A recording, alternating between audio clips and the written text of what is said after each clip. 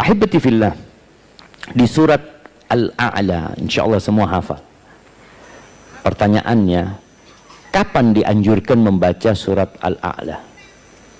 Fadhal. Jumat.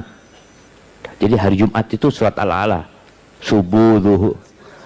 Salat Jumat rakaat ke pertama. Terus salat apa lagi? Itu aja yang belum tahu. Masya Allah, nggak boleh kasih hadiahnya. Nah, siapa yang mau nambahin 2 tambahannya? Nah, salat witir rakaat ketiga, rakaat pertama. Oke. Terus? Masya Allah. Terus apa lagi?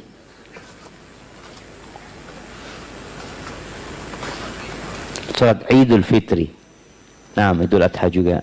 Rakaat pertama. Sudah. Oke, barakallahu fiikum. Ada salat istisqa juga kita kadang. Na'am, barakallahu fiikum. Ahibati fillah. Kenapa surat ini kok perlu dibaca berulang kali pada saat banyak manusia yang hadir? Salat Idul Fitri itu sampai wanita-wanita yang datang bulan pun dianjurkan untuk menghadiri di lapangan sana agar mereka menyaksikan kebaikan yang ada. Salat Jumat terus dianjurkan kita untuk membaca Sabbihisma Rabbikal A'la.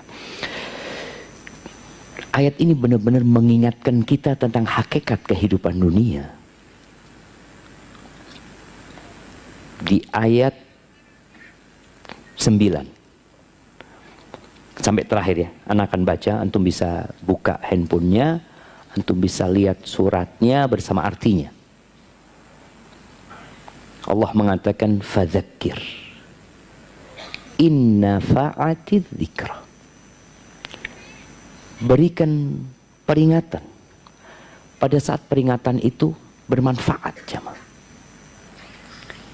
Ini menjadi pencerahan buat kita semua bahwa memberikan peringatan itu perlu melihat situasi dan kondisi. Ada orang yang sedang marah, ketika antum kasih nasihat dia, mungkin dia nggak dengar, bahkan dia akan tambah marah nantinya. Suami istri ketika sedang ribut, istri melihat suaminya ngomongnya kotor, mungkin memaki istrinya, jangan dikasih nasihat suaminya saat itu. Jangan dikatakan, bang, laisal mu'min bitta'an walal la'an walal fash wal badhi. Mu'min itu nggak kotor ngomongnya, bang. Nunggu sampai reda baru kita kasih masukan. Kemudian ada orang yang sedang lapar sekali, antum kasih nasihat. Boleh jadi dia ngelihat antum dengan kunang-kunang matanya, dia ngelihat ana lapar, di mana ada makanan gitu. Lalu Allah katakan sayadzakkaru may yakhsha. Sayadzakkaru may yakhsha. Yang akan bisa mengambil peringatan itu adalah orang yang takut. Kita perlu punya rasa takut, dan semoga rasa takut itulah yang membuat antum hadir pada waktu duha ini. Ada kekhawatiran di diri kita. Kekhawatiran amal kita belum cukup. Kita takut kematian itu datang di saat kita belum siap. Dan sejatinya kematian datang nggak pernah mikir antum siap atau tidak. Ada masa-masa jamaah, ana merasakan sendiri dan mungkin sebagian antum merasakan ya. Ada masa-masa ana merasa, ya Allah, kalau mati sekarang kayaknya dalam kondisi ana ini imannya sedang rindu sama Allah gitu ya. Tapi ada kondisi kita sedang berbuat dosa, ya Allah jangan sampai mati sekarang ya Allah. Cuma kita tuh nggak bisa milih jamaah.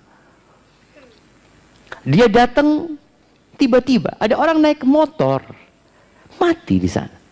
Nanti saya akan berubah, Ustaz. Saya tahu kematian itu pasti datang.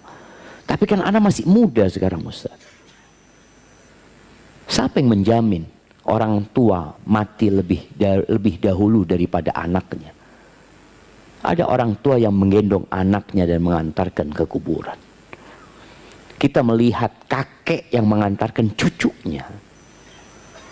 Jadi kalau bicara kematian itu nggak ada urusan dengan sakit, nggak ada urusan sama umur sebenarnya. Urusannya sama ajal. Oh, orang tabrakan, mati tabrakan. Ya kalau gitu jangan naik motor antum. Coba antum hitung berapa manusia yang mati tabrakan dan berapa manusia yang mati di atas ranjangnya. Lebih banyak mana? Yang mati di rumahnya. Dia akan datang. Wa yatajannabuhal ashqa. Tapi ada orang yang akan menghindar dari peringatan ini, jemaah. Nggak suka dikasih tahu dia. Ini orang-orang yang celaka hidupnya. Maka kita harus bersyukur kepada Allah ketika Allah menggerakkan hati kita untuk hadir di majelis ilmu. Ada orang-orang yang nggak pernah hadir di majelis ilmu. Mungkin salah satunya keluarga kita. Mungkin salah satunya orang tua kita. Nggak pernah mau diajak. Salah satunya pasangan hidup kita. Anda ingat ada seorang suami yang mengatakan, Ustaz, gimana Ustaz ya istri Anda ini Ustaz? Nggak mau diajak ngaji Ustaz. Nggak mau. Karena dia berpikir agama ini merepotkan. Ketika seorang menghindar dari agama, dia akan menderita dan celaka. Kenapa? Karena dia akan berburu fata morgana. Coba tunjukkan mana orang yang paling kaya di dunia yang tidak mati. Mati semuanya. Dan ketika mati dia meninggalkan segala sesuatu itu. Disitulah dia akan menderita dengan penderitaan yang nggak bisa dibayangin. Dia kepingin diundur waktunya kematian itu, tapi nggak bisa. Lalu Allah mengatakan, "Alladzi yaslan naral kubra tsumma la yamutu fiha wa la yahya." Dia adalah orang yang akan masuk ke neraka yang besar sekali. Api yang menyala-nyala. Siapa yang nonton kebakaran di Los Angeles sana, di California? Ana nonton itu, ya Allah ya. Seperti itu ketika Allah mau menghancurkan sebuah negeri. Enggak harus ngirim pasukan yang menyerang, enggak. Allah kirimkan petir, Allah kirimkan api, Allah kirimkan hujan di sebagian tempat untuk ditenggelamkan. Maka orang ini akan masuk ke neraka yang besar dan di situ dia nggak mati. Kalau mati selesai, antum bisa ngelihat orang yang kebakaran ya. Beberapa waktu yang lalu di Jakarta, di mana? Di Glodok yang kebakaran. Iya, di Glodok ya. Yang ditemukan berapa bangkai di sana? Ada 7 atau 8 di sana bangkai. Selesai dia mati kan? Rasa sakitnya di dunia selesai. Tapi kalau dia terbakar seperti itu, dalam kondisi seperti itu, nggak mati, apa yang akan terjadi sama dia?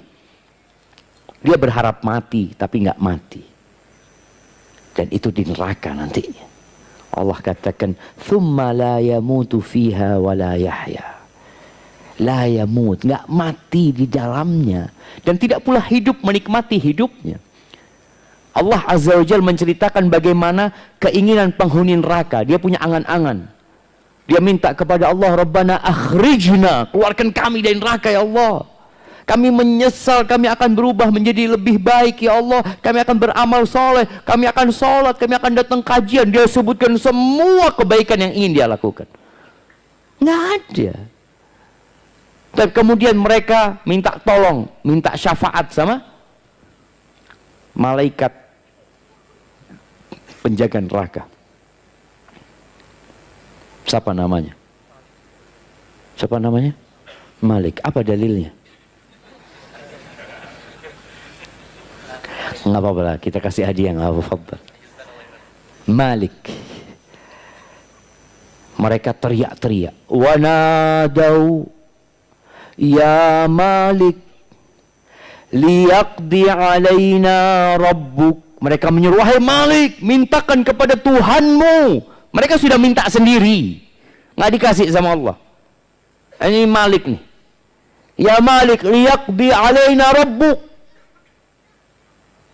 Mintakan kepada Allah supaya kita dimatikan. Mereka ingin mati, jemaah. Malaikat Malik tidak menjawab. Terus teriak-teriak. Dan itulah ya. Siksaan di neraka itu bukan hanya fisik, jemaah. Tapi ada siksaan jiwa. Lebih berat mana sekarang? Orang tersiksa fisiknya atau tersiksa jiwanya? Nah, kalau dikumpulkan jadi satu, fisiknya dibakar, jiwanya dinistakan. Terus teriak-teriak. Di beberapa tafsir disebutkan 1000 tahun mereka teriak-teriak. Dan Malik diam. Terakhir Malik mengatakan, qala innakum makithun. Kalian tetap di sini. Selesai jawab. Lalu mereka punya harapan kepada penghuni surga. Karena di surga mungkin ada orang-orang yang kenal sama mereka. Mereka minta supaya dikasih an afidu alaina minal ma au mimma razaqakumullah. Mereka udahlah kasih kita air. Oh berarti kita akan hidup terus di neraka ini dengan kondisi seperti ini, nggak ada harapan lagi untuk keluar. Mereka minta makanan. Mereka minta air, kasih air kami. Atau apa saja yang ada di surga. Kami minta itu. Qalu innallaha harramahuma 'alal kafir. Enggak ada, haram buat orang-orang kafir. Maka ahibati fillah, ketika seorang menghindar dari peringatan, enggak mau dikasih tahu, ya dia sendiri yang akan merugi. Pada hari tidak berguna penyesalan itu. Lalu Allah katakan qad aflaha man tazakka wa dzakara asma rabbih fasalla. Ini yang jadi kajian kita hari ini. Telah sukses, beruntung siapa? Orang yang menyucikan dirinya. Menyucikan hartanya, jiwanya. Wa dzakara asma rabbih, dia selalu mengingat nama Tuhannya, fasalla, kemudian dia sholat. Makanya lah orang yang beruntung. Dia tahu bahwa kehidupan ini tidak lama. Kemudian dia tahu bahwa di situ ada tempat yang sudah dipersiapkan untuk seluruh manusia. Dan semua tinggal milih. Ada surga dan neraka, terserahlah mau kemana. Tapi kata Allah, bal tu'thirunal hayatad dunya. Masalahnya kalian lebih mementingkan kehidupan dunia. Yang tinggal di Jakarta mungkin benar-benar merasakan itu. Bagaimana di pagi hari orang berebut naik motor, ya, naik mobil. Ana tadi malam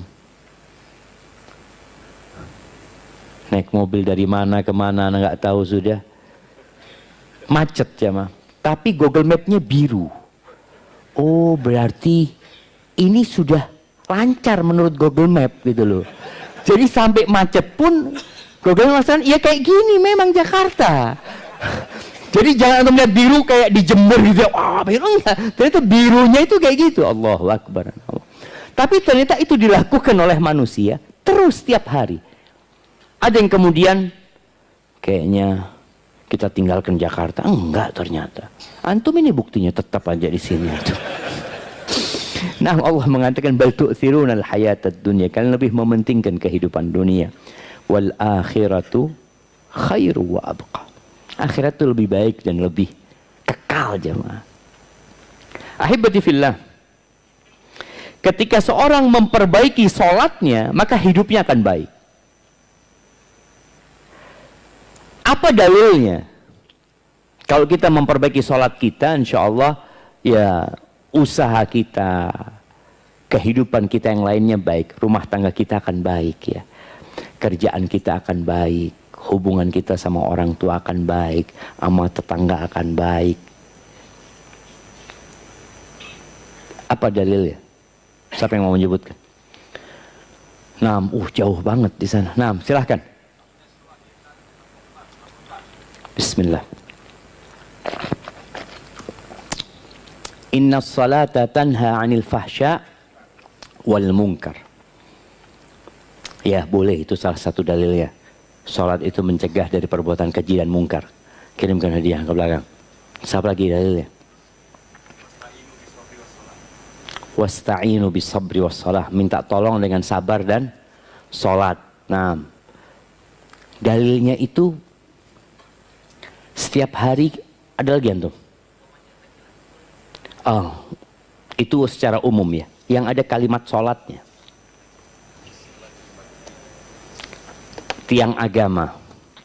Boleh lah. Kita boleh-boleh semua jemaah. Yang penting ada dalilnya gitu kan. Yang penting ada dalilnya. Cocok nggak cocok ya cocok-cocokin nanti kan seperti itu. Antum dengar sehari 10 kali jemaah.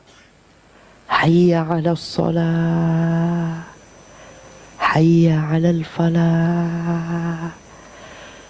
Hayya 'alas shalah. Terus ayo sholat kalian.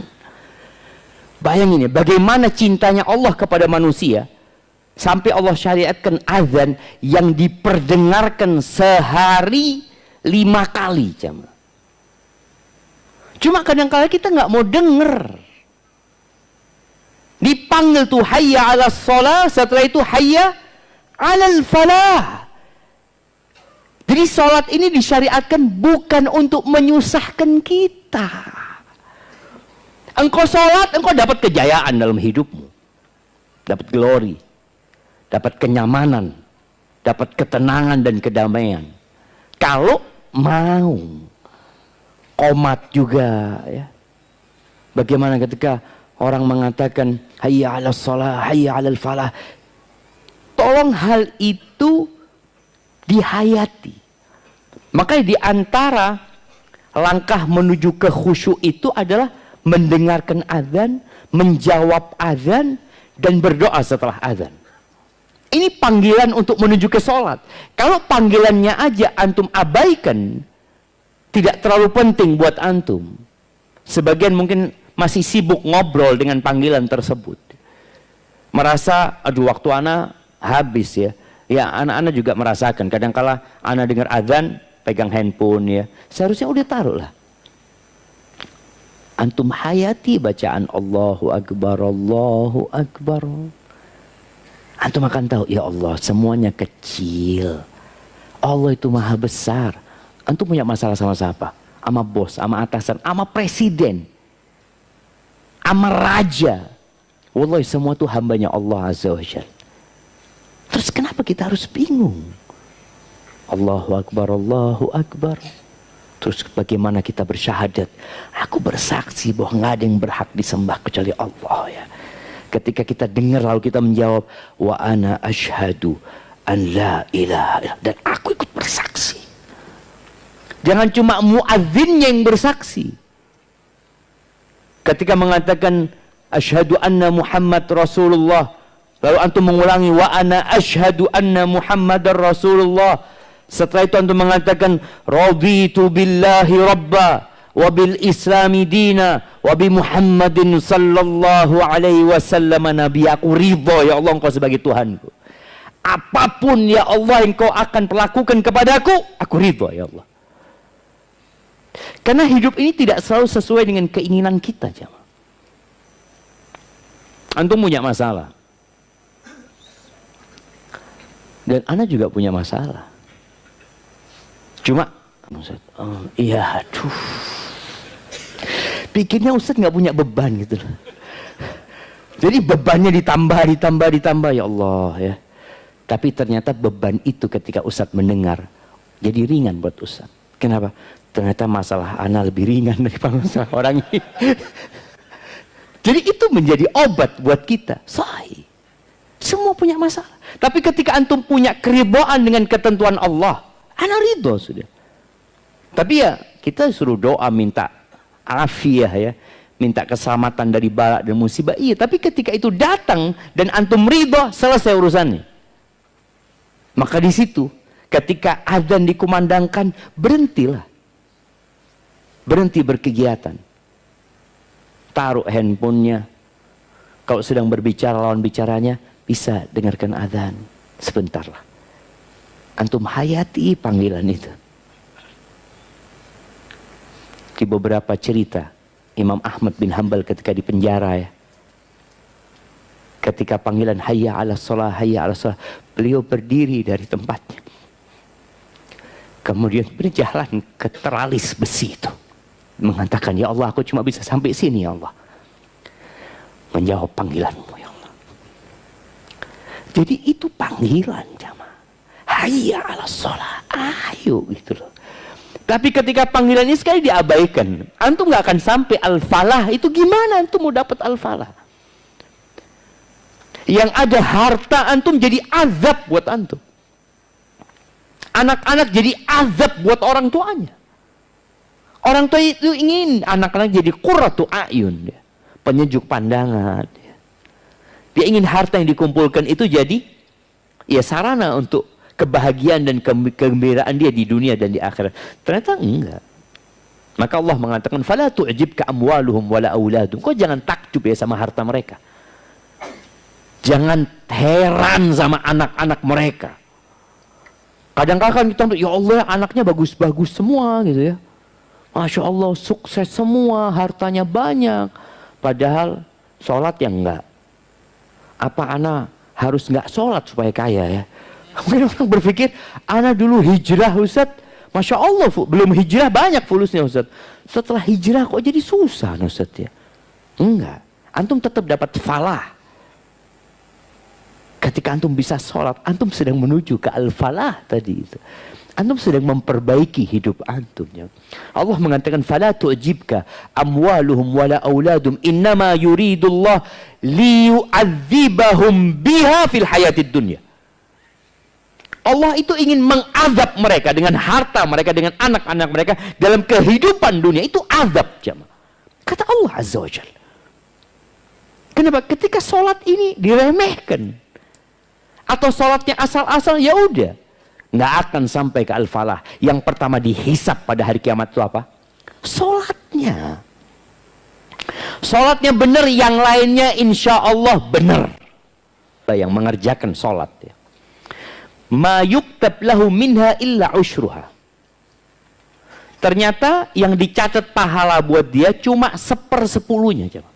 Thumunuha 1/8 cuma dapat. Kan orang beda-beda, sama satu soft tapi kualitas sholatnya beda. Subu'uha 1/7, sudusuha 1/6, khumusuha 1/5, rubu'uha ada yang dapat 1/4. Thuluthuha ada yang dapat 1/3, nisfuha ada yang dapat 1/2. Jadi paling full disebutkan hadis ini berapa? 1/2. Ini menunjukkan beratnya khusyuk dalam sholat itu. Antum udah berusaha ya, berusaha banget khusyuk. Biasanya orang itu khusyuk kapan? Kapan antum khusyuk? Mesti ada masalah. Mesti ada masalah. Tapi kadang-kadang dari keenakan antum sujud berdoa ya, minta diselesaikan masalahnya, sampai antum lupa, ini rokaat keberapa ya Allah? Ini sujud yang keberapa ini? Antum khusyuk dalam doanya, tapi nggak khusyuk dalam sholatnya gitu loh. Sampai antum bingung, ya Allah ya, sujud sahwi lagi. Menunjukkan memang kualitas sholat kita itu, wah jemaah, sholat itu curhat sama Allah Azza wa Jalla. Kalau antum lihat jamaah yang kirim pertanyaan, kalau urusannya curhat, berapa lembar? 1 lembar full jamaah, sampai ustadznya capek. Dan dia tulis, Ustadz mohon dibaca semuanya, jangan di skip Ustadz. Nah, karena kalau orang curhat tuh ada banyak masalah anak Ustadz. Kalau pertanyaan apa hukumnya ini, ya selesai, hukumnya boleh, nggak boleh. Tapi anak punya masalah, Ustadz harus dengarkan ceritanya. Dan Ustadz nggak mau dengerin. Kalau sudah terlalu panjang, aduh curhat ini, taruh sini sudah. Tapi Allah mau dengerin kita. Bayangkan, Allah pencipta langit dan bumi itu mau dengerin kita. Nggak ada ceritanya Allah nggak ada waktu buat kita, nggak ada. Allah selalu punya waktu buat kita. Namun ada sebagian orang yang nggak lama-lama sholatnya gitu loh. Apalagi kita mau masuk bulan Ramadan ya. Rencana Nur Salma ada tarawih nggak?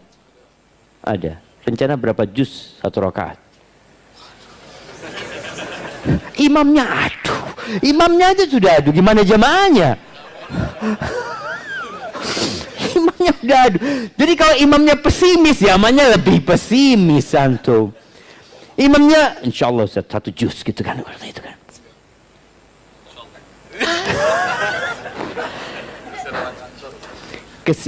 Orang udah pada pulang.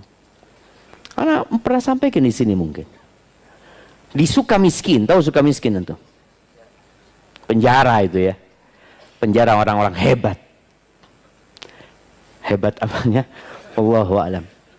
Ana sempat masuk sana. Untuk berdakwah ya, masuk sana. Semoga kita dijauhkan dari namanya penjara ya.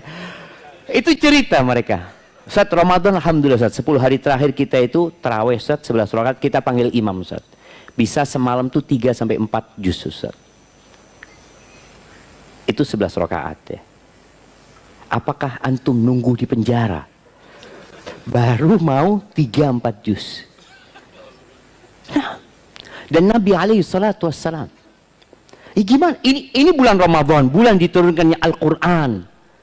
Yang bagaimana Rasul sallallahu alaihi wasallam di bulan Ramadan tersebut, beliau di luar bulan Ramadan, pernah sholat malam 1 rakaat itu baca Al-Baqarah, An-Nisa, Ali Imran, gitu hadis. 5 juz 1 rakaat jemaah. Kita 11 rakaat sampai 1 juz. Enggak juga. Kesian jamaahnya Ustaz. Kesian sama imamnya, kesian sama DKM-nya. Karena aduh masjidnya kurang makmur Ustaz, kata dia. Kalau mau makmur yang cepet-cepetan lah. Jadi kalau antum, ini sholat tarawih itu kan pilihan, bukan kewajiban. Yang 23 lebih cepat dari yang maksudnya kan gitu. Jadi nggak apa-apa loh jamaah, artinya bebas sebenarnya. Ada yang di sini setengah jam, ada tempat lain 1 jam sholatnya, ada yang 2 jam. Tapi harus ada jamaah. Antum jadi fasilitator kita Ustaz, insya Allah sholatnya sehari, semalam ya 8 juz. 8 juz. 1 rakaat 1 juz. Dan kalau antum nggak mampu berdiri, bukan nggak mampu, nggak mau berdiri, duduk. Boleh jamaah. Di Jakarta ada nggak yang 1 rakaat 1 juz? Hah? Banyak. 1 rakaat 1 juz. Loh ini pertanyaan 1 rakaat 1 juz. Belum nemu Nur Salman insya Allah. Aduh. Takut kehilangan jamaah ini. Bener loh jamaah. Ini waktu yang sangat mulia. Ramadan ini mulia banget deh. Kita nggak tahu dia datang lagi atau tidak. Maka manfaatkan malamnya untuk sholat. Ketika capek tadi, antum berdiri, antum duduk. Duduk aja, bismillah. Kemudian nanti ketika waktunya mau ruku, antum berdiri. Sebagian orang mungkin kerja, tadi dikatakan orang kantor kerja. Nggak harus dia sholat tarawih itu ba'dal isya. Nggak harus berjamaah, sendirian pun jadi. Boleh jadi di rumah, antum lebih khusyuk, ya udah di rumah. Karena anak-anak kalau sholat di masjid kayaknya terlalu cepat Ustaz. Anak kayaknya mau sholat mulai jam 10 lah. Sampai jam 3. Lalu antum ketawa ya. Insya Allah tahun ini Nur Salma kita bikin. Kalau sholat fardu, imamnya harus memperhatikan jamaah. Sholat fardu, sholat sunnah dia nggak suka ya pergi aja gitu loh. Ya nggak enak Ustaz sama jamaah Ustaz. Nanti sunduknya berkurang Ustaz. Ustaz sunduk lagi nanti. Ya, jamaah semakin banyak sunduknya Ustaz. Enggak lah. Jamaah rahimakumullah, maka tadi ada orang yang sholatnya asal-asalan. Yang penting sholat. Padahal ternyata ada orang sholat masuk neraka. Allah mengatakan fawailul lil musallin. Celaka nih orang sholat. Apalagi yang nggak sholat ya. Orang sholatnya dalam kondisi dia hukumi celaka dia. Alladzina hum an salatihim sahun, alladzina hum yura'un. Lalai dia. Yang penting sholat buat dia. Anak sholat alhamdulillah nggak pernah bolong. Walaupun sholatnya cepet-cepetan. Rukuknya nggak benar. Wallah kondisi rukuk kalau antum bayangin ya. Sholat itu bukan hanya kata-kata. Dimulai dengan takbiratul ihram, diakhiri dengan salam. Salat itu bukan hanya gerakan. Dari berdiri antum ruku, dari ruku berdiri lagi, dari berdiri kemudian sujud, sujud kemudian duduk. Enggak. Salat itu adalah bentuk penghambaan kita kepada Allah Azza wa Jal. Dan Nabi SAW mengatakan, as-salatu khairu mawdu'. Salat itu sebaik-baiknya ibadah yang diletakkan. Maka Allah syariatkan sehari 5 kali. Haji seumur hidup sekali. Puasa setahun sekali. Zakat setahun sekali ketika datang nisabnya. Sholat nggak bisa. Nggak bisa. Antum harus sholat minimal 5 kali. Itu yang terjadi. Maka tatkala orang ini dia ibadah, tapi ternyata dia asal-asalan, masuk fawailul lil musallin. Berkaitan dengan waktunya yang penting ya mundur-mundur sedikit nggak apa-apa lah. Sholat duhur ya jam 3:15 kan, belum azan asar kan? Udah azan asar? Belum kan? Nggak apa-apa loh. Masih masuk waktu Zat. Jangan terlalu berlebih-lebihan dalam beragama. Jangan. Selama di waktunya. Jadi itu terjadi sama manusia. Kalau ada orang-orang yang lapar jemaah. Kemudian dia dikasih sesuap nasi. Cukup nggak buat dia? Nggak cukup, anak lapar banget Ustaz. Anak kayaknya butuh 2 piring. Nasi padang Ustaz. Butuh apa lagi? Rendang, ayam pop, kepala kakap. Antum bisa lihat ketika antum masuk ke rumah makan Padang yang disediain semuanya itu jamaah. Kadangkala antum butuh itu jamaah. Tapi ketika sholat, antum cuma sesuap aja, cukup. Nggak cukup. Maka orang tadi yang punya masalah banyak, mau tidak mau dia perlu banyak lagi sholatnya. Terus apakah antum harus punya masalah untuk khusyuk? Harus punya masalah, harus baru di soft pertama di masjid. Ada sebagian kita yang sholat Jumat nggak pernah di soft pertama. Wallahu a'lam. Anak lihat soft pertama itu kayaknya orang-orang spesial. Itu lagi kalau anak khutbah ya ketemu ini lagi, mana yang lainnya. Yang soft terakhir tetap di soft terakhir, nggak pernah ada kemajuan. Yang ada kemunduran deh nanti seperti itu jemaah. Sholat ini tadi seperti makan jemaah. Makan antum hanya butuh 3 kali. Bahkan ada orang yang 2 kali cukup makan. Tapi sholat antum butuh banyak. Makanya Allah syariatkan 5 kali. Hanya sekarang bagaimana menjaga kualitas sholat antum. Jemaah rahimakumullah, orang munafik sholat enggak? Sholat. Apa kata Allah Azza wa Jalla? Innal munafiqina yukhadi'un Allah. Masya Allah. Itu kiriman dari siapa tuh? Mama. Innal munafiqina yukhadi'un Allah wa huwa khadi'uhum. Orang-orang munafik itu hendak menipu Allah. Bagaimana cara mereka menipu Allah? Ya tadi kumpul sama orang-orang Islam ya. Pakai peci juga, duduk di softnya orang-orang soleh. Padahal Allah yang sedang menipu dia. Dia pikir Allah nggak tahu. Kalau pihak masjid nggak tahu, Anda ditanya Ustaz tahu nggak mana yang munafik di masjid ini Ustaz? Coba antum lihat kanan kiri antum. Tahu dari mana antum? Ini kayaknya munafik Ustaz. Kenapa? Dari tadi nyatet aja. Kayaknya pura-pura dia nyatetnya. Nggak bisa gitu jemaah. Nah kita benar-benar nggak tahu. Tapi Allah kasih tanda ternyata. Apa tandanya? Idza qamu ila sholati qamu kusala. Kalau mereka bangkit mendirikan sholat, males-malesan. Jadi ketika dia hendak sholat, berat, ya Allah. Kalau antum sholat dalam kondisi berat, boleh jadi ada masalah sama antum. Kenapa? Tadi kita udah sampaikan, ini curhat. Ketika antum antrian ke dokter, antum inginnya nomor berapa? Nomor 1. Anak kepingin yang pertama konseling sama dokter, anak punya masalah. Ketika antum melihat antri panjang, Allahu Akbar. Orang-orang ini jam berapa mereka datang gitu loh. Orang-orang munafik berat, malas. Antum kalau sudah ada, ya Allah, ini panggilan dipanggil hayya 'alas shalah, hayya 'alal falah, tapi kok berat aneh. Padahal ana mau ngomong sama Allah. Ana mau mengatakan iyyaka na'budu wa iyyaka nasta'in. Ana akan katakan ihdinas siratal mustaqim. Ana mau minta sama Allah. Tadi ana akan ruku. Bagian posisi ruku antum melihat ana sedang beribadah sama Allah. Allah sedang melihat ana saat ini, jemaah. Emang enggak mau? Antum ketemu bos aja, dipanggil bos.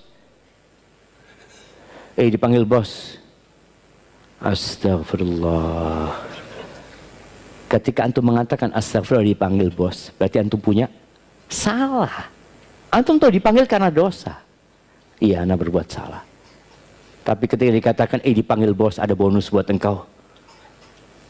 Tadi hayya 'alas shalah, hayya 'alal falah. Antum mau dikasih, antum mau dikasih bonus. Terus antum mengatakan kayaknya nggak bener bonusnya nih. Munafik. Artinya dia nggak yakin gitu. Ketika yakin dia akan bergerak langsung. Qamu kusala yura'unan nas.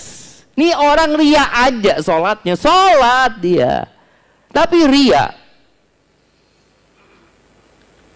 Wala yadhkuruna Allah illa qalila. Dan kata Allah, dia tidak mengingat Allah kecuali sedikit. Jemaah rahimakumullah, pernah ada orang yang sholat di Masjid Nabawi. Dia mungkin sholat tahiyatul masjid. Nabi ngelihat dia sholat, diperhatikan sama Nabi SAW. Setelah selesai sholat, dia datang kepada Nabi SAW. Nabi mengatakan, "Sholli fa innaka lam tusolli." Engkau sholat, engkau belum sholat. Padahal dia berdiri ngadep kiblat dalam posisi semua syarat sholat sudah dia penuhi. Dia katakan Allahu Akbar, mulai rukunnya dia lakukan gerakan-gerakan sampai salam. Tapi kata Nabi SAW, "Sholli fa innaka lam tusolli." Sholatlah engkau, sebenarnya engkau belum sholat. Jangan sampai sebagian kita 10 tahun sholat, ternyata belum sholat. Dihukuminya belum sholat.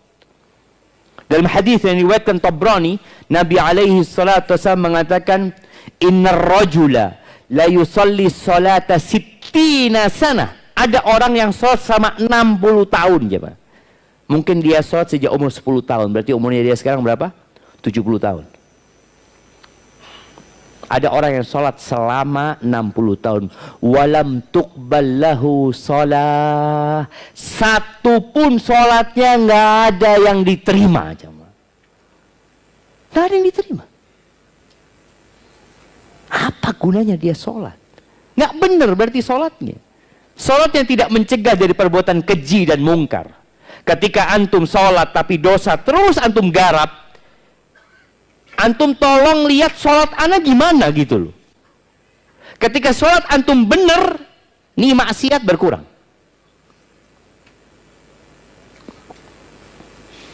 Kadang-kala kita ngelihat ada kawan kita jemaah, rajin sholatnya ya, rajin sholat zikir. Lalu kita godain dia. Antum habis berbuat dosa apa antum? Kok pertaubatan kayaknya gini. Marah dia. Iya, arti sebenarnya ketika sholatnya benar, dosa itu jauh, yakin. Kenapa? Allah sudah sebutkan, inna sholata tanha anil fahsya wal munkar. Sholat itu mencegah dari perbuatan keji dan mungkar. Ini orang 60 tahun sholat, tapi terus dosa dia kerjakan, jangan disuruh berhenti sholat.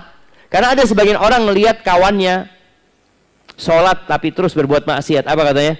Udahlah antum berhenti sholat, maksiat terus jalan. Jangan disuruh berhenti sholatnya. Dosa antum. Boleh jadi utusan iblis nih orang. Nyuruh kawannya sholat, berhenti sholat. Lu jangan. Perbaiki sholatnya antum. Perbaiki sholatnya. Ini orang sama Nabi SAW diperbaiki sholatnya. Tuh yang 60 tahun sholat nggak diterima, dikasih penjelasan sama Nabi SAW. Kenapa nggak diterima sholatnya? Yutimmu ruku'ahu wa la yutimmu sujudahu. Yutimmu sujudahu wa la yutimmu ruku'ahu. Dia tadi sholatnya asal-asalan. Rukuknya sempurna, sujudnya enggak. Sujudnya sempurna, rukuknya enggak. Padahal kita tahu yang namanya tumakninah itu rukun sholat gitu loh. Ini orang pokoknya soliana. Baik.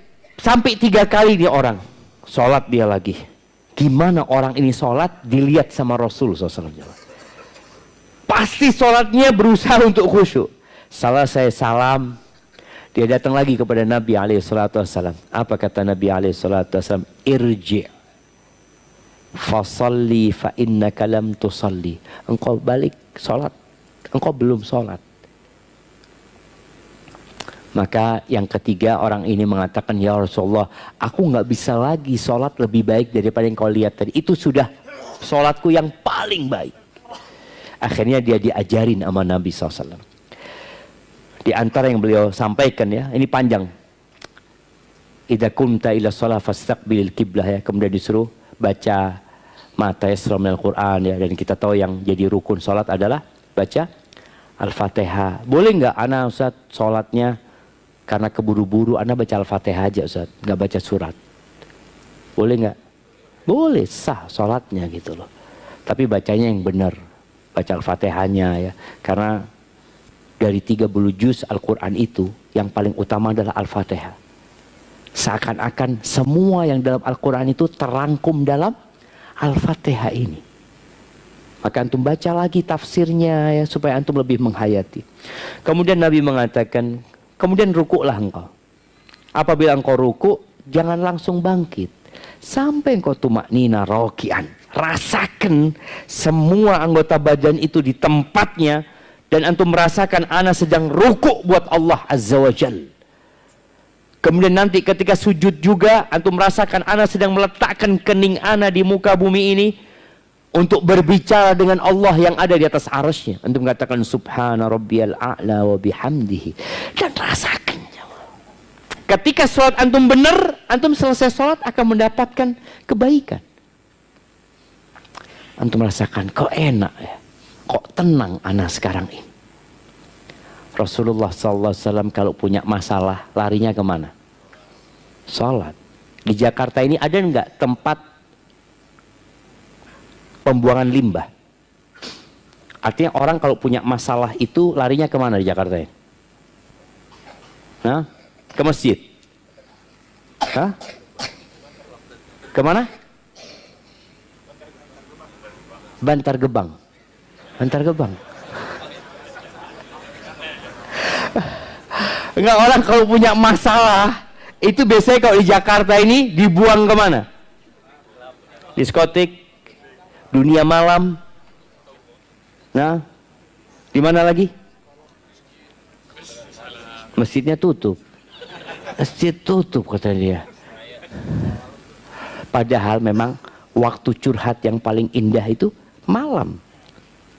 Sholat yang paling indah itu ya di malam itu. Bagaimana tatkala Allah menyebutkan penghuni surga itu? Ya Allah jamaah, kapan kita bisa seperti mereka? Allah mengatakan kanu qalilan minal laili ma yahja'un. Mereka sedikit tidurnya di malam hari. Begadang ya. Ternyata penghuni surga itu ketika hidup di dunia, mereka keluar dari zona nyaman itu, mereka begadang malam jamaah. Tapi bukan di diskotik mereka begadang. Bukan di jalanan. Kadang-kala Anda melihat, tak tahu di sini, alun-alunnya biasanya, itu malam hari penuh sama orang-orang nongkrong di sana. Mereka semua punya masalah. Mereka larikan ke sana, ngobrol, ngopi, ini, itu. Dia pikir selesai. Pulang dari sana paginya, alhamdulillah selesai masalahnya. Enggak selesai. Tapi ketika antum larikan ke sholat, selesai. Karena Allah janji, qad aflahal mu'minun alladzina hum fi salatihim khashi'un. Udah sukses tuh orang. Siapa mereka? Yang kalau sholat khusyuk dia. Maka perlu yang namanya tumaknina dalam sholat. Rasakan tumaknina, rasakan setiap perpindahan gerakan sholat itu jemaah. Usahakan emak-emak di belakang kalau sholat ya tepat waktu. Emak-emak ini paling jauh dari riya sholatnya jemaah. Paling jauh dari riya. Kenapa? Di rumah. Suaminya datang, udah sholat? Udahlah. Sebelum adzan udah sholat tadi. Dari semangatnya dia sholat.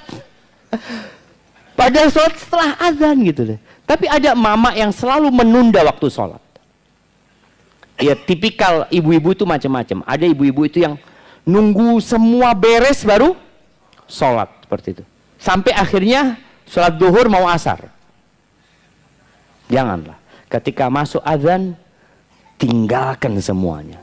Dan bapak-bapak juga ya. Ketika sudah masuk waktu sholat panggilan hayya ala sholat yang bisa ditinggalkan, tinggalkan semuanya. Usahakan sholatnya di awal waktu. Walaupun memang kita tahu sholat itu waktunya luas gitu ya. Duhur ya sampai asar. Kalau subuh sampai matahari terbit waktu subuh itu.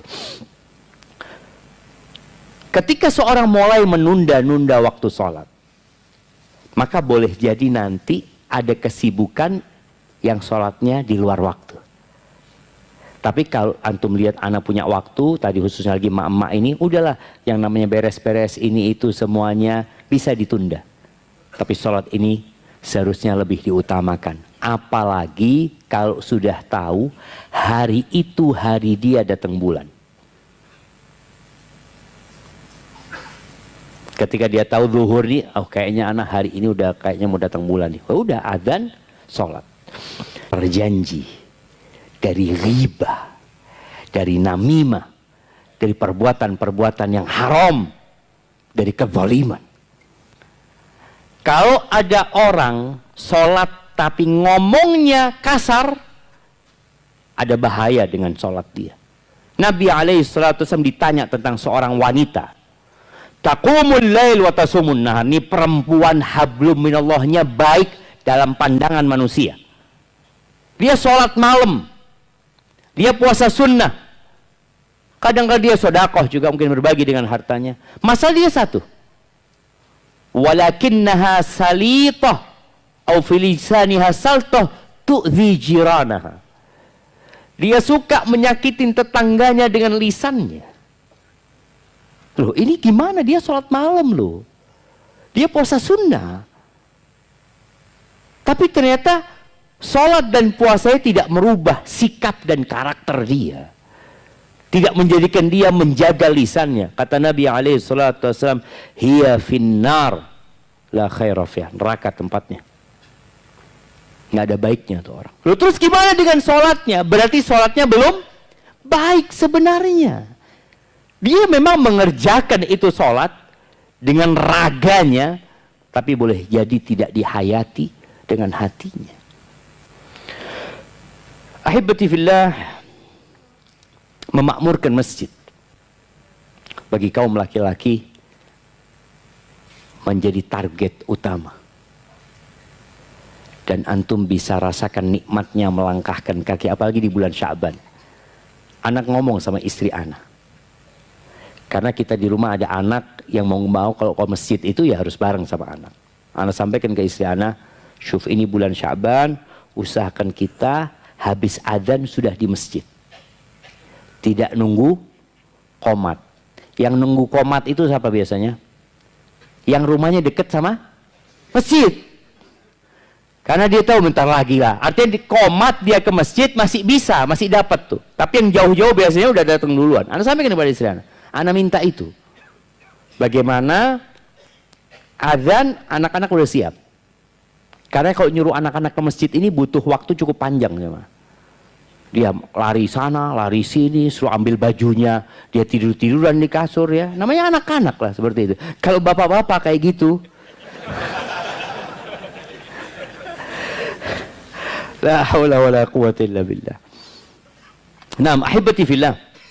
Tadi ana sampaikan, ana pesan sama istri, kita butuh saling tolong menolong sama keluarga.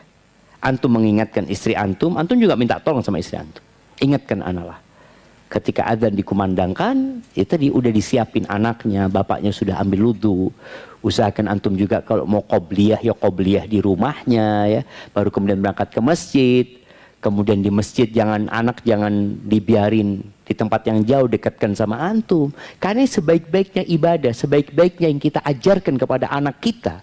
Apalagi sekarang bulan Sya'ban, bulan diangkatnya amalan, sehingga masuk Ramadan kita sudah semangat. Apa yang menyebabkan kita bisa khusyuk? Salat kita jadi baik. Antum sudah sebutkan semua. Masalah.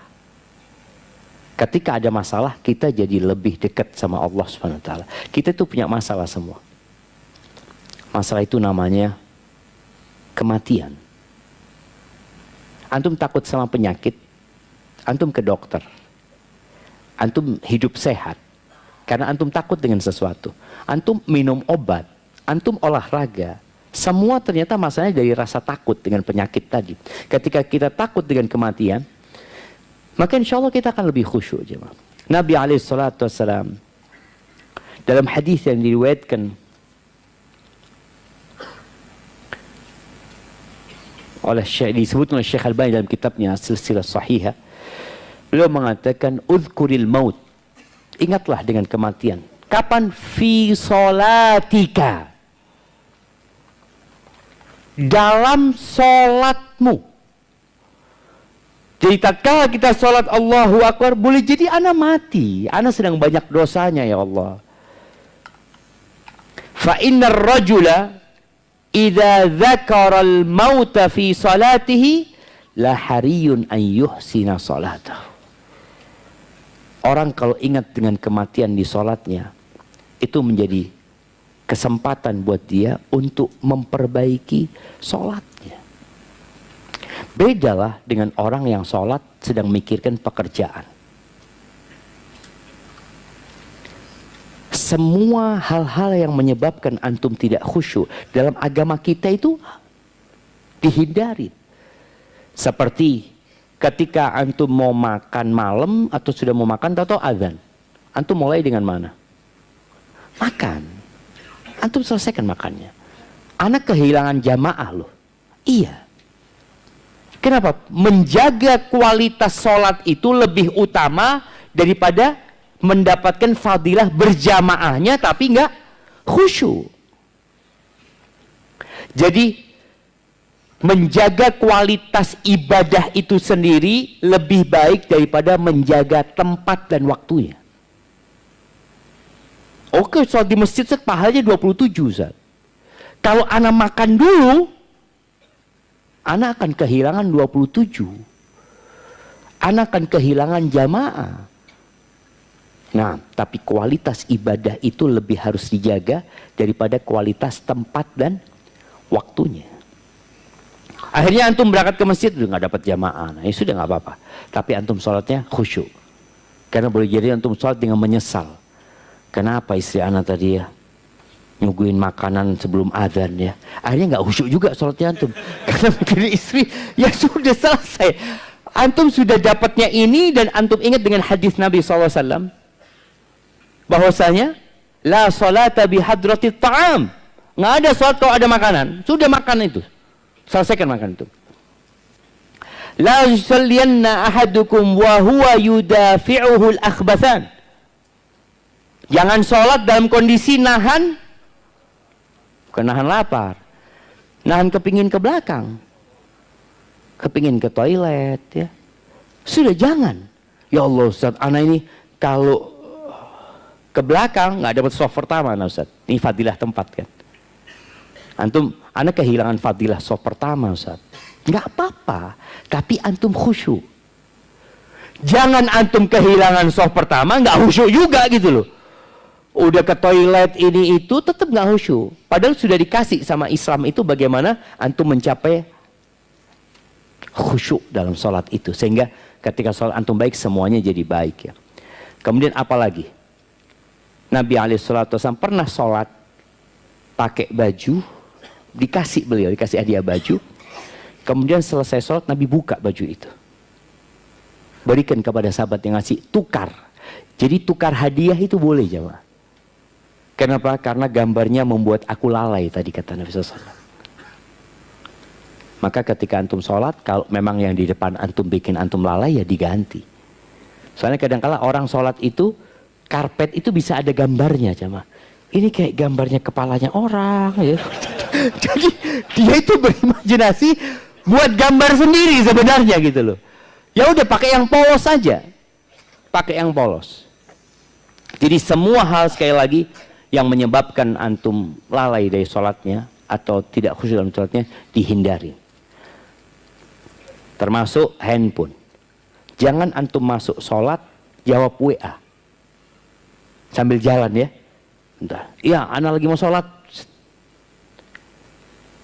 Antum mikir fulan jawab apa ya? Karena antum menunggu sesuatu. Pokoknya hindari semua. Dan di bulan Ramadan ini, ana mengajak semuanya untuk mempersedikit penggunaan handphone. Kalau bisa, kuotanya dihilangkan lah. Hanya buat telepon. Jadi yang penting, telepon. Kita hidupkan kembali SMS. Kan adalah paket yang apa? Paket SMS sama telepon itu kan, ya udah paket itu aja. Kuota sudah enggak. Antum lihat ya, kuota sekarang tuh sangat menggoda sekali ya, Ma. Kuota 10 giga nonton, 10 giga. Orang kan, wah anak udah bayar, nggak ditonton rugi gitu seperti itu. Ada orang naudzubillah. Jadi semua godaan itu perlu dihilangkan. Antum masuk ke bulan Ramadan, yang pertama perbaiki sholatnya.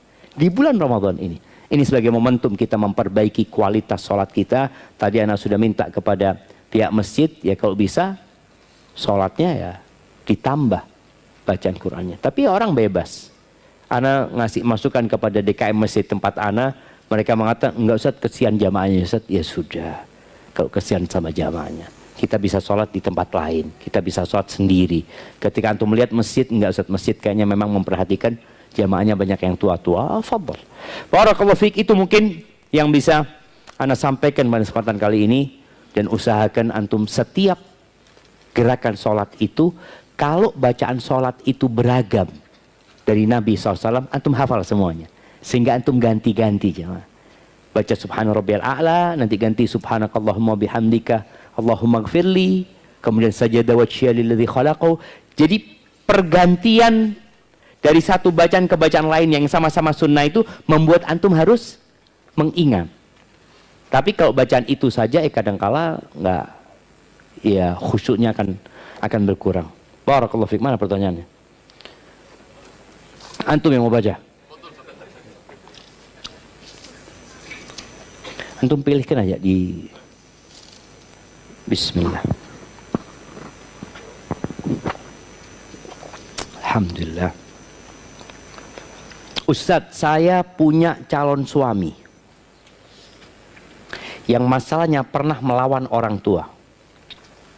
Sampai orang tuanya mengucap seakan menyumpahi dia nggak jadi orang. Sekarang dia udah hijrah ke manhaj salaf dan sudah meminta maaf ke orang tuanya.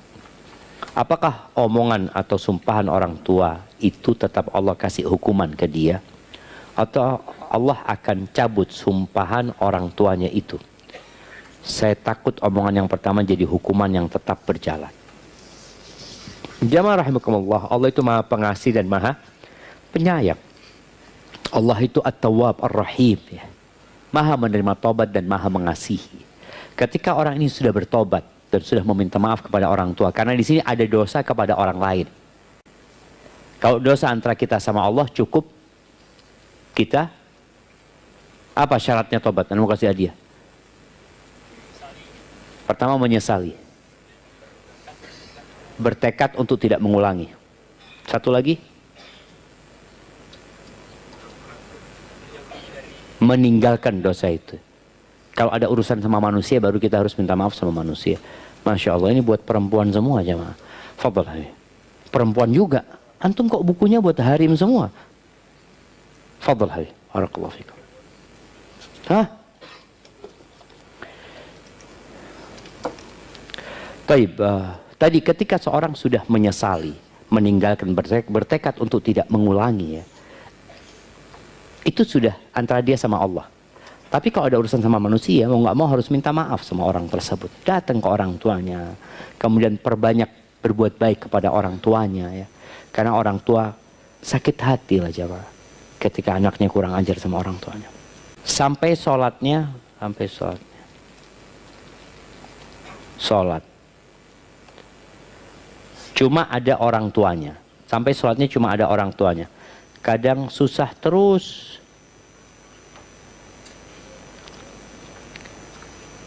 Pokoknya susah lah jemaah anak ini. Tulisannya anak nggak paham ya.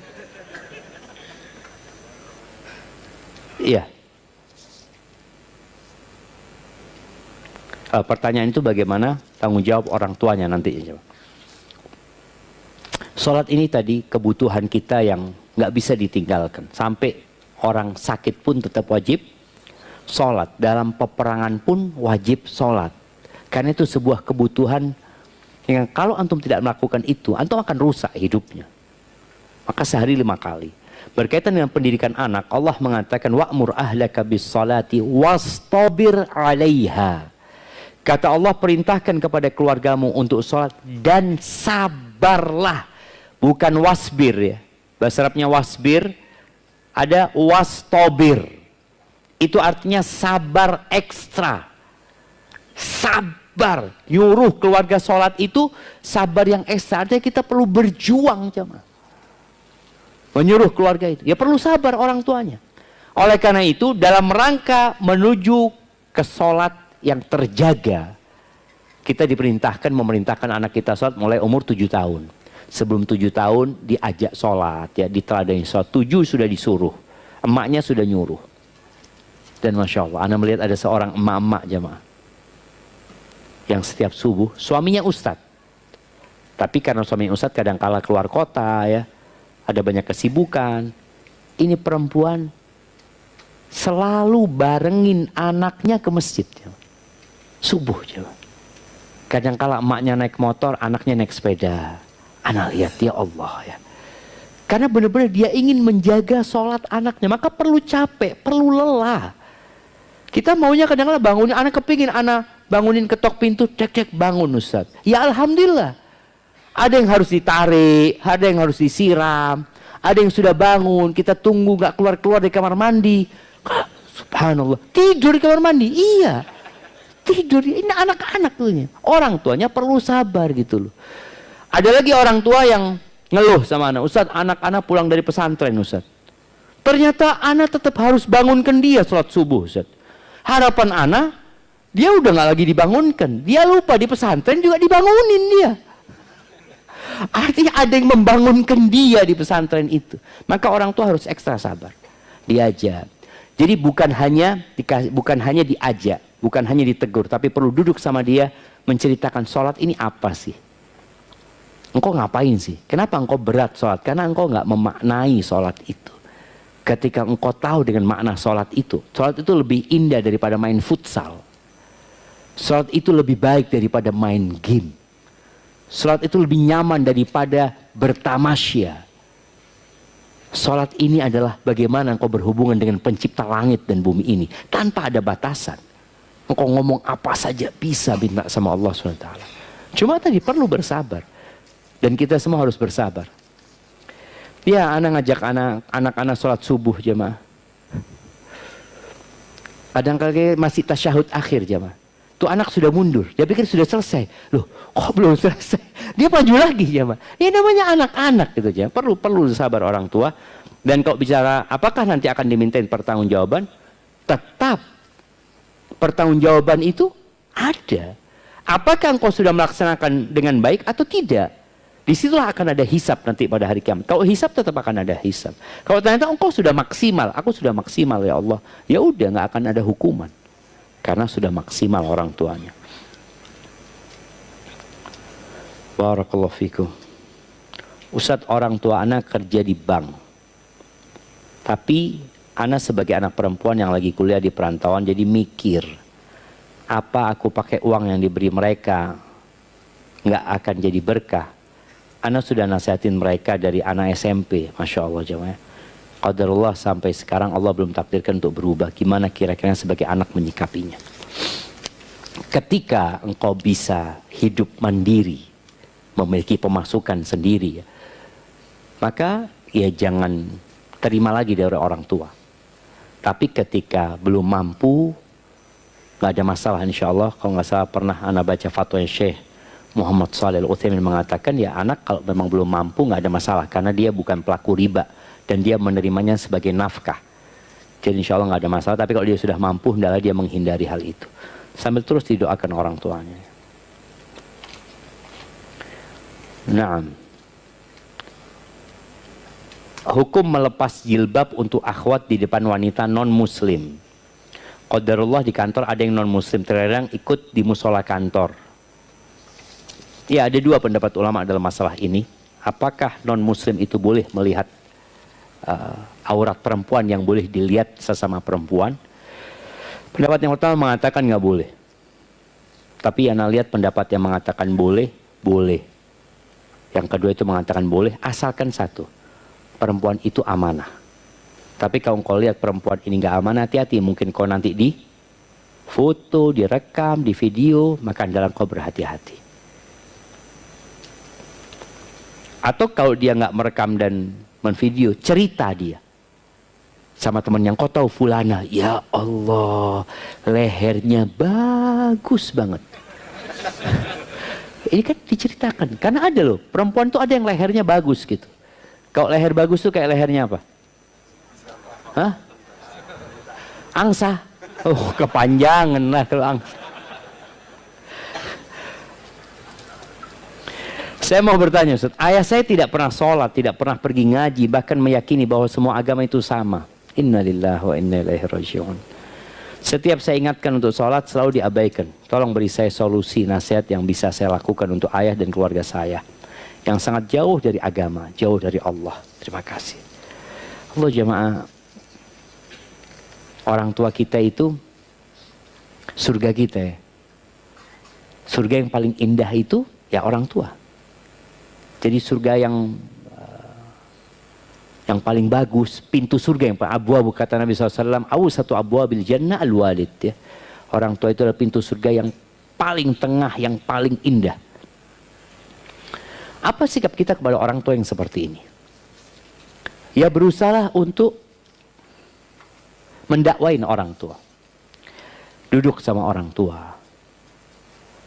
Kalau orang tua bisa diajak diskusi-diskusi.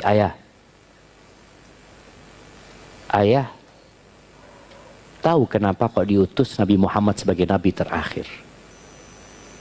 Karena kalau mereka nggak punya ilmu. Kalau semua agama sama, ada apa Nabi Muhammad SAW diutus gitu loh? Kenapa Nabi SAW berperang dengan orang-orang musyrikin? Kita itu menganggap semua agama sama, padahal agama-agama di luar nggak ada yang menganggap sama. Mereka nggak mengatakan sama, tidak. Agama mereka yang benar. Maka mereka melakukan dakwah. Bagaimana misionaris itu di zaman Belanda melakukan misi mereka ke daerah-daerah, karena mereka beranggapan enggak semua agama sama. Kok sekarang kita mengatakan semua agama? Enggak. Dan Allah mengatakan inna dina indallahil Islam. Agama yang diridhoi Allah cuma Islam, bas. Yang lainnya nggak diterima. Maka sekali-kali kalau baca Quran, ya yuk kita baca Quran yuk, sama artinya baca. Paling nggak baca Qul huwallahu ahad, baca sama artinya ya. Kalau ayah belum mau sholat ya kita bacalah Al-Quran ayah. Insya Allah jadi berkah buat hidup ayah. Pelan-pelan seperti itu. Tapi sekali lagi kita nggak bisa merubah orang tua kita. Kita hanya bisa memberikan pencerahan kepada mereka. Ya semoga Allah memberikan hidayah. Kakek saya sudah berusia sekitar 70 tahunan. Dan sudah mulai pelupa. Kadang sholat, kadang tidak. Tetapi selalu berjamaah di masjid jika sholat. Jika sedang tidak mau sholat, beliau bilang orang lain yang sholat saja. Orang lain yang sholat saja, orang lain yang sholat juga pada cepat mati, kata dia. Jadi dia takut mati ya makanya jemaah. Kadang Keluarga sudah mengingatkan tapi tetap tidak mau sholat. Bagaimana hukumnya? Apakah tetap berdosa, Ustaz? Ya, wallahu alam ya. Kondisi ya nggak apa-apa dia sholat. Tapi sebenarnya sholatnya itu nggak jadi sah. Karena memang dia hukum Allah tidak dicatat gitu loh. Rufi al-qalam an salas. Diangkat pena. Itu dari 3 orang tadi. Orang gila sampai dia sadar, orang tidur sampai bangun, anak-anak sampai dia balik, seperti itu. Maka kalau memang akalnya sedang ada, ya silahkan diingatkan. Tapi kalau akalnya nggak ada, kadang-kadang dia ngomong kayak gitu juga sadar nggak sadar tuh siapa. Barakallahu fikum. Saya akhwat ingin bertanya agak sedikit keluar tema. Saya sebelumnya ada operasi di rahim saya dan saat ini saya masih mengalami pendarahan. Sudah hampir 1 bulan. Bagaimana hukum sholat dan hukum puasa Ramadannya, Ustaz? Mohon penjelasannya. Nah, taib. Ini yang namanya istihadah. Jadi darah yang keluar dari wanita itu ada 3 ya. Yang pertama darah haid yang rutin keluar dengan waktu yang biasanya sudah bisa diraba. Yang kedua darah nifas yang biasanya keluar setelah melahirkan. Yang ketiga istihadah. Istihadah ini darah segar sebenarnya. Yang hukumnya berbeda dengan darah haid dan darah nifas. Kalau nifas dan haid nggak boleh sholat, nggak boleh puasa. Tapi kalau istihadah dia tetap wajib sholat dan wajib puasa. Bagaimana mengetahuinya? Ketika darah itu bercampur udah nggak bisa dibedakan. Kalau bisa dibedakan ya jelas dia sudah ngeliat, oh ini darah haid sekarang. Nanti setelah itu, oh kelihatan ini sudah selesai kayaknya haidnya. Kalau sudah nggak bisa membedakan, ya sudah dikira-kira. Biasanya engkau datang bulan berapa hari? Oh 7 hari Ustaz. Ya udah 7 hari itu jangan sholat. Kalau tahu, Anda biasanya datang tuh dari tanggal 7 sampai tanggal 14 umpamanya. Ya sudah di tanggal itu nggak usah sholat, nggak usah puasa. Di sisanya tetap sholat dan puasa. Untuk sholatnya ada kekhususan ya buat yang istihadah ini dianjurkan mandi. Dianjurkan mandi. Kalau bisa mandi tiap sholat ya alhamdulillah. Kalau nggak bisa mandinya itu 2 sholat 1 mandi. Jadi sholat zuhur dan asar itu nggak dijamak, tapi sholat zuhurnya diakhirkan, asarnya diawalkan. Jadi seakan-akan dijamak, padahal enggak. Sholatnya tetap di waktunya masing-masing. Maghrib dan isyanya seperti itu. Kalau dia mampu untuk mandi tiap waktu sholat, alhamdulillah mandilah. Kemudian kalau nggak mampu ya wudhu saja di setiap waktu sholat. Tetap wajib sholat dan wajib puasa. Semoga Allah sembuhkan ya. Bagaimana cara mengganti sholat yang tidak dilakukan saat sedang sakit dan kondisi lemah, tidak bisa tayamum, tidak bisa melakukan gerakan sholat. Saat ini beliau telah berpulang, artinya meninggal dunia. Ya didoakan aja kalau yang meninggalkan sholat seperti itu ya. Jadi ada kondisi jamaah, orang itu nggak bisa tayamum dan nggak bisa gerakan, tapi dia sadar sholatlah dalam kondisi itu. Apalagi kalau di ruang ICU ya, mungkin nggak ada keluarga ini itu, ya udah sholat dalam kondisi itu. Dia ngomong juga nggak bisa, tapi dia sadar. Sudah dia sholat. Mungkin gerakan matanya menunjukkan dia sedang ruku. Kemudian dia sedang sujud. Kata Nabi SAW ya bil ima dengan isyaratnya seperti itu ya. Barakallahu fikum.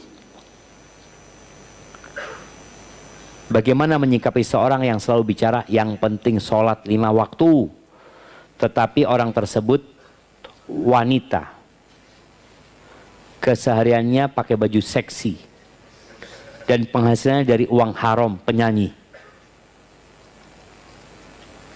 Nah. Ahibati fillah, alhamdulillah dia masih sholat. Dia benar loh. Jadi orang itu masih sholat, kita ini seneng. Dulu ada orang Arab datang ke Indonesia.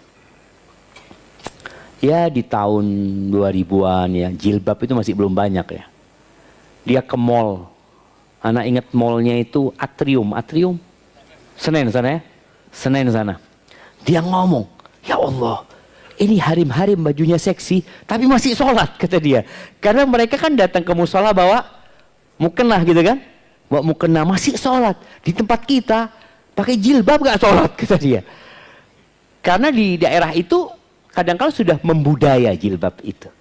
Sudah membudaya. Tapi ingat, jilbab itu bukan budaya Arab ya.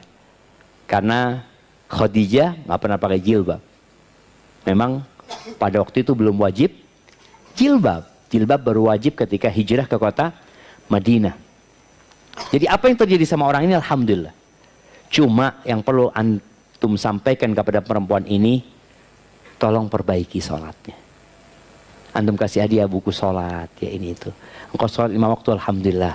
Perbaiki sholat pula. Semoga ketika sholatnya baik, nanti yang ini jadi baik. Pernah ada seorang datang ke majelis ilmu. Pas awal-awal rame jilbab. Jilbab itu rame kepada tahun 89-90 ya. Antum ingat ada 300 anak SMA yang dikeluarkan ya karena mereka maksa pakai jilbab.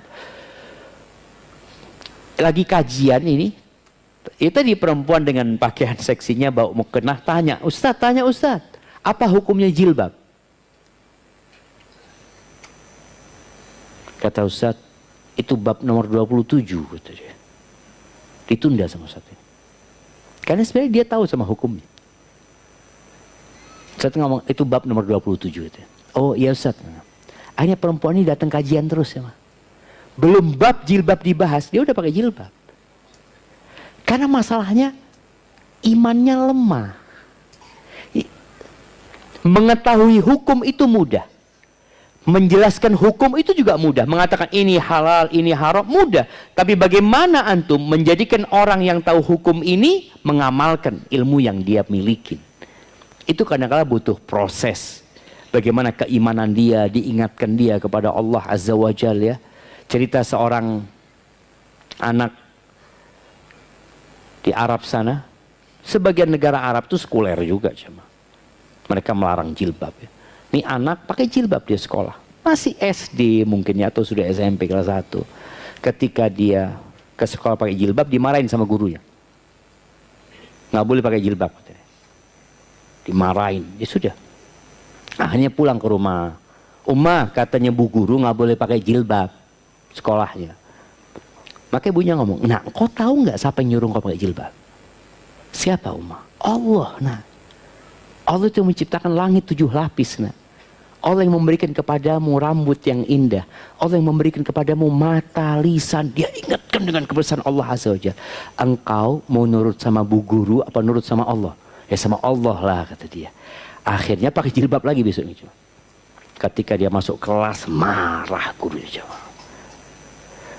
Dimarahin sama nggak nurut, nggak patuh, macam-macam kata dia. Akhirnya dia tanya, dengan menangis dia mengatakan, man uti anti amhu. Siapa sebenarnya yang harus aku taati, engkau atau dia, kata dia. Oh, sadar bu gurunya ini. Oh, berarti bukan karena keinginan dia nih. Dia ini karena disuruh pakai jilbab itu. Tanya bu gurunya, dia siapa, kata dia. Allah alladzi khalaqani wa khalaqaki. Allah yang menciptakan aku dan menciptakan engkau, kata dia. Siapa yang aku harus taati? Subhanallah, bu gurunya itu selesai sekolah berangkat ke rumah orang tua anak perempuan ini. Udah pakai jilbab, gurunya mengatakan. Kata dia, makasih banyak ya, anak mengingatkan aku, kata dia. Kita itu kadang-kala nggak taat karena kita lupa siapa yang nyuruh kita. Kekuasaan dia seperti apa sih? Ketika yang nyuruh antum hanya kawan antum di kantor umpamanya, antum bisa mengatakan, nah cuma fulan. Tapi ketika atasan antum dan paling tinggi yang punya kuasa, yang punya kebijakan, yang bisa mencat antum akan nurut. Bagaimana menghadirkan itu di diri orang yang hendak kita dakwain? Supaya dia tahu, sholat ini, atau jilbab tadi, itu memerintahkan Allah. Bukan orang tua, bukan presiden, bukan siapa. Itu mungkin yang perlu kita sampaikan kepada orang-orang. Tapi tadi jangan disuruh berhenti dia sholat. Bagaimana kita ajak dia memperbaiki sholatnya. Assalamualaikum warahmatullahi wabarakatuh. Izin bertanya, mohon nasihatnya. Jadi begini Ustaz. Ana pernah melakukan kesalahan sangat besar. Alhamdulillah, Ana sudah menikah. Di saat Ana sudah menikah. Di saat Ana sudah menikah 7 tahun, dan ana pernah melakukan zina dengan laki-laki lain, dan ana sudah benar-benar bertobat, tapi suami ana tidak tahu karena ana tidak sanggup untuk bicara. Ustaz, ana takut apa yang harus ana lakukan Ustaz? Mohon pencerahannya Ustaz. Dosa zina ini bukan dosa sama suami, dosa sama Allah Azza wa Jalla. Oleh karena itu ketika ada seorang datang kepada Nabi SAW mengatakan aku hamil dari zina, Nabi nggak bertanya engkau berzina dengan siapa. Ya sudah, dia dosanya dia gitu.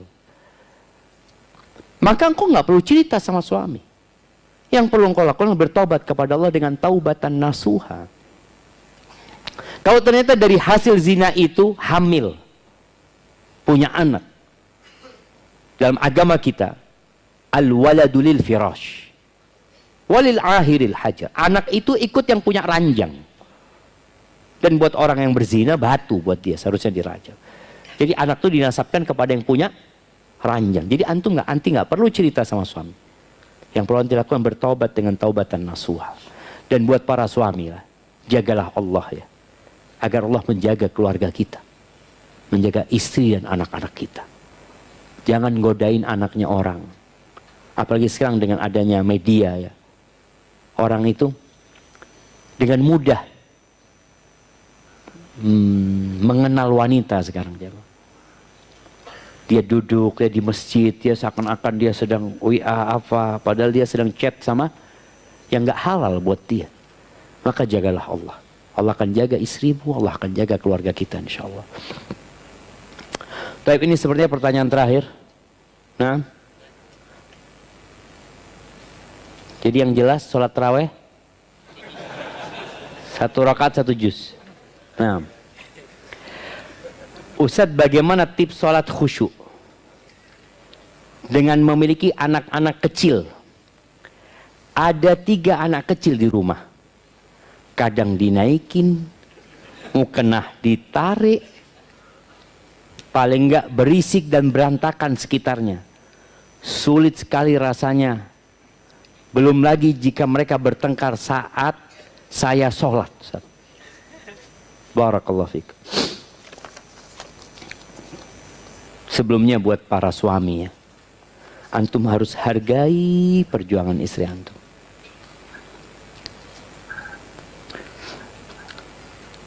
Kalau ganti tugas, antum yang jagain anak-anak, istri yang bekerja, kira-kira 2 hari antum jadi apa jemaah?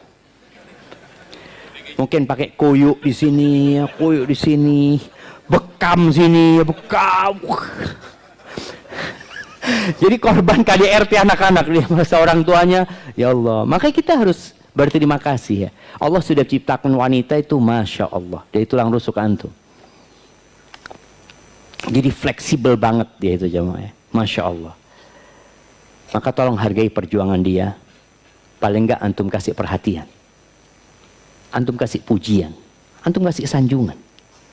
Nggak harus hadiah, itu nggak harus berupa emas, bunga. Boleh jadi kata-kata yang indah itu sudah cukup buat dia. Cukup buat dia. Sebagian laki-laki ini pura-pura laki-laki ya. Nggak bisa nah Ustaz kayak gitu Ustaz. Anak rejan. Nggak bisa lembut-lembut kayak gitu. Aduh lah, romantis enggak. Anak rejan. Ketika ada seorang sahabat datang melihat Nabi SAW sayang banget sama anak-anak kecil. Dia nggak ngelihat Nabi SAW di rumah, tapi dia lihat Nabi SAW nyium anak-anak kecil, diciumin sama Rasulullah SAW. Dia mengatakan, atuqabbiluna sibyanakum, kalian mencium anak-anak kalian? Iya, aku punya 10 anak, 1 pun nggak ada yang aku cium. Bangga dia jemaah. Kata Nabi SAW, ya mungkin Allah sudah cabut rahmat dari dirimu. Maka ketika antum tidak bisa sayang sama perempuan, padahal dia membutuhkan kasih sayang, boleh jadi ada yang dicabut dari diri antum. Allah mengatakan wa ja'ala bainakum mawaddah warahmah. Allah menjadikan di antara kalian cinta dan kasih sayang. Kalaupun cinta sudah hilang, kadang-kala orang kalau sudah makin lama menikah ya, sudah punya anak ini itu, udah cintanya itu udah kering gitu jemaah. Tapi masa nggak ada sayang, nggak ada rahmat? Allah jadikan itu. Maka perjuangan perempuan nih, dikasih anak sama antum berapa? Baru 3 nih. Gimana kalau 5? Gimana kalau 12? Gimana kalau 28? Anak ingat tuh Ustadz di Bondowoso yang punya anak dari 1 istri 28 jemaah. Antum mau bangga, oh hasilnya 28. Antum nggak ngapa-ngapain, emaknya itu loh. Yang dibanggakan itu bukan antumnya, emaknya yang berjuang.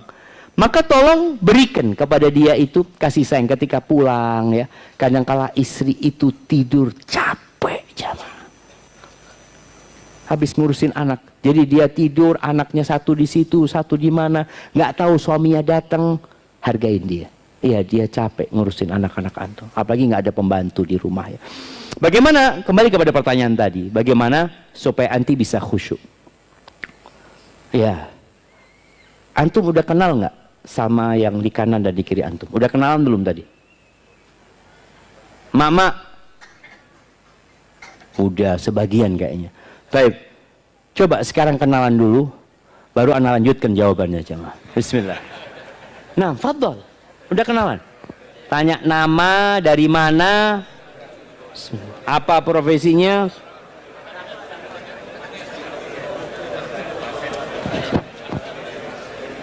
Tuh saudara-saudara antum jamaah. Oh ya, yang di belakang. Yang di belakang ana sudah kenal dengan semua. Ayolah kenalan dengan kanan kirinya. Baik. Yang bersandar sudah kenal? Nah, baik. Ini kunci. Kenapa anak katakan kunci? Ketika kita itu baik dengan tetangga kita, antum akan mudah untuk mendapatkan kekhusyuan tadi. Ketika antum mau sholat, ngomong sama tetangga, titip anak-anaknya, anak mau sholat. Entar kalau engkau mau sholat, aku jagain anak-anakmu. Karena nggak semua orang punya pembantu. Suami juga nggak semuanya bisa memberikan pembantu kepada anak-anak. Dan Nabi SAW menyuruh kita untuk berbuat baik kepada tetangga. Dan ternyata tetangga itu menjadi faktor eksternal kebahagiaan seseorang. Beliau mengatakan alaihissalatu arba'un minas sa'ada, 4 faktor kebahagiaan eksternal. Nah, siapa yang menyebuti? 4 faktor kebahagiaan. Fadhol. Pasangan yang soleh, istri yang soleha, rumah yang luas, tunggangan yang nyaman, tetangga yang baik. Masya Allah, barakallahu fikum. Fadhol. Iya, itu buat ikhwan. Alhamdulillah. Itu 4 jemaah. Istri yang soleha, kalau buat bapak, kendaraan yang nyaman, kemudian rumah yang luas. Bukan yang minimalis jemaah. Luas rumahnya. Yang keempat itu adalah tetangga yang baik. Karena tetangga yang baik ini akan membuat antum tadi ketika puasa juga antum akan nyaman, tetangga juga pada puasa, nggak ganggu antum. Ketika tadi urusan sholat, emak-emak ini harus solid sama tetangga-tetangganya. Sebagian kita nggak tahu sama tetangganya. Yang antara udah nggak mau ngerti, nggak mau paham, anak sama dia, yang penting anak sendiri beribadah baiklah. Berbuat baik sama tetangga itu perintah agama. Dan itu akan membantu kita untuk khusyuk. Titipkan anaknya. Sekarang itu ada yang namanya daycare ya. Ada lagi apa daycare namanya? Tempatnya nitipin anak seperti itu. Seharusnya tetangga cukup, jemaah. Tetangga cukup sehingga dengan cara itu ya ketika mau sholat tarawih pun gantian nggak apa-apa. Ketika mau sholat maghrib gantian nggak apa-apa. Tapi biasanya kalau sholat maghrib sudah ada suaminya. Dan bapak-bapak jadilah orang yang selalu ada di rumah walaupun tidak ada. Jangan jadi orang yang ada di rumah tapi nggak ada. Gimana jadi orang yang selalu ada di rumah walaupun dia Tidak ada. Selalu dia telepon istrinya, WA istrinya, di mana kondisi anak. Jadi istri itu merasa, loh, ada suami anak. Tapi jangan jadi orang yang selalu ada di rumah, tapi nggak ada. Dia adanya, mana suaminya? Bapak di mana? Di pojok tuh bapak tuh. Lagi ngapain? Kayaknya lagi di Amerika bapak itu. Kelihatan dari wajahnya ke Amerika, kemana. Janganlah jemaah. Itu yang dapat Anda sampaikan. Allahumma ballighna Ramadan. Ya Allah, sampaikan kita ke bulan Ramadan. Semoga kita bisa menjalankan ibadah yang baik di bulan Ramadan dan Allah terima Ramadan kita jemaah. Yang benar dari Allah Azza wa Jalla, yang salah dari diri anak pribadi, Allah dan Rasulnya terbebaskan dari kesalahan ini. Rabbana taqabbal minna innaka antas sami'ul alim wa tub alaina innaka antat tawwabur rahim. Subhanakallahumma bihamdika asyhadu an la ilaha illa anta astaghfiruka wa atubu ilaik. Wassalamualaikum warahmatullahi wabarakatuh. Waalaikumsalam warahmatullahi wabarakatuh.